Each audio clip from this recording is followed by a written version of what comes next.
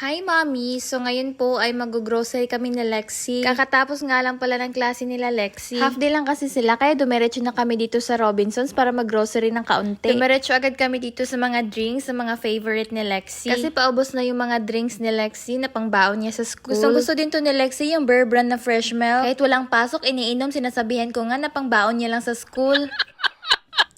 Ayan, at kumuha na rin ako ng mga noodles na favorite ni Lexi at Daddy. Tsaka canton kasi 2 weeks na nung last kami nakapag-grocery ng Daddy. Paubos na rin yung mga stock namin ito.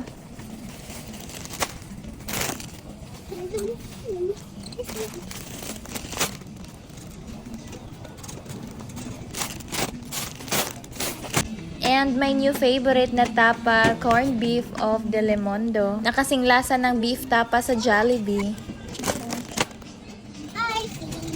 Kumuha na rin ako ng oil, kaso namali ako sa pagkuha. Palm oil pala yung nakuha ko, kaya ayan, pinalitan ko ng vegetable oil. Ang kulit-kulit ni Lexi, parang hindi napagod sa school.